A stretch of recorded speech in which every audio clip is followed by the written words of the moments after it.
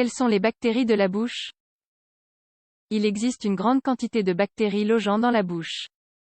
Les bactéries de la bouche sont très nombreuses. De fait, on calcule qu'il y a près de 100 millions de bactéries pour chaque millimètre de salive. Celles-ci correspondent à plus de 600 espèces de bactéries. En réalité, la cavité buccale réunit toutes les conditions pour qu'une infinité de micro-organismes s'y réfugient. Malgré tout, nombre de bactéries de la bouche n'ont pas de futur dans l'organisme humain. Une bonne partie d'entre elles sont attaquées par les enzymes de la salive, pendant qu'une autre partie va se loger dans le système digestif, où elles seront détruites en peu de temps. Cela étant dit, il faut aussi signaler qu'un autre groupe de bactéries de la bouche peut arriver à survivre et termine par se loger dans la cavité buccale. Cela peut générer des problèmes comme les caries ou d'autres maladies. On peut les combattre avec une bonne hygiène orale. Les bactéries de la bouche. La bouche est composée de nombreuses superficies, et chacune d'entre elles est recouverte par un grand nombre de bactéries. Certaines des bactéries de la bouche influent sur le développement de maladies comme les caries et la parodontite. Les deux sont des facteurs de risque pour développer d'autres pathologies de plus grande gravité, comme le diabète mellitus et les pathologies cardiovasculaires. La composition et la concentration des bactéries de la bouche dépend de nombreux facteurs. Disponibilité de nutriments, température, concentration en oxygène, caractéristiques anatomiques, exposition à des facteurs immunologiques. Les bactéries de la bouche font partie de ce que l'on appelle le microbiote buccal. Cette population n'est pas fixe, mais en changement continu. En général, dans la bouche prédominent les bactéries aérobies et anaérobies, toutes à gram positif ou gram négatif.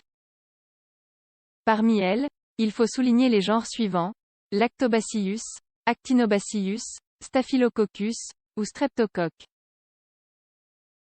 Voyons ceci plus en détail. La salive et les bactéries. Dans la salive prédominent les cocci anaérobies à gram positif facultatif, lesquels représentent à peu près 44% de la population bactérienne. Ils sont suivis par les cocci anaérobies à gram négatif strict, qui représentent autour de 15%. Les bacilles anaérobies facultatifs à gram positif ont un pourcentage similaire. Des facteurs comme la chute des dents, et des maladies comme la gingivite, l'alvéolite ou la parodontite, peuvent produire des changements dans la composition du microbiote salivaire. Aussi, ont une incidence l'usage du tabac et une hygiène dentaire déficiente. La muqueuse buccale.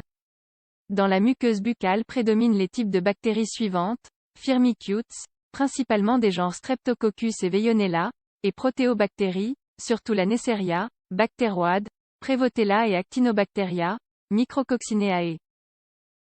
La bonne hygiène de la muqueuse buccale évite la colonisation par le Treponema denticola et le Fusobacterium nucleatum. Selon quelques études, les bactéries de la muqueuse buccale pourraient être impliquées dans certains types de cancers. Bactéries sur les dents. Si les dents n'ont pas de caries, il est habituel d'y trouver les bactéries suivantes: Campylobacter, Granulicatella, Kingella, Leptotrichia et Streptococcus, surtout le Streptococcus sanguinis. Ainsi, sont présents, surtout chez les adultes, la Haemophilus parainfluenz, la Gemella hémolysans, la Slackia exigua et les espèces Rhotia. Les dents sont des superficies qui facilitent la formation de biofilms. De tels biofilms changent en fonction de différents facteurs. Certaines bactéries comme le Streptococcus mutant, l'Actinomys et le Lactobacillus influent sur la formation de caries et sur la parodontite. Les gencives et les bactéries de la bouche. Dans les gencives aussi peut se former un biofilm, qui a une influence dans la production de maladies comme la gingivite. Si les gencives sont saines, ce sont des micro-organismes comme le Proteobacterias, en particulier le Gamma Proteobacteriae de genre Acinetobacter, l'Haemophilus et la Moraxella. Quand il y a des problèmes de santé, on trouvera aussi le Streptococcus, Granulicatella et Gemella. Dans la partie superficielle du biofilm des gencives il y a la Treponema denticola avec la Porphyromona gingivalis et la Tannrella forsythia. Ainsi, il peut y avoir des virus et, à certaines occasions, des micro-organismes comme des champignons. Les maladies buccales modifient les communautés bactériennes. La langue. Le biofilm qui se forme sur la langue est lui aussi dynamique, et héberge de nombreuses bactéries de la bouche. Approximativement 45% sont des cocci gram-positifs anaérobies, surtout le Streptococcus salivarius, suivi du Streptococcus mitis, streptocoque du groupe Milleri et les Streptococcus mucilaginosus. Aussi, on trouve des cocci anaérobies gram-négatifs stricts et des bacilles gram-positifs anaérobies. En pourcentage moindre, peuvent se souligner diverses espèces des genres Lactobacillus, Neisseria, Fusobacterium et Haemophilus.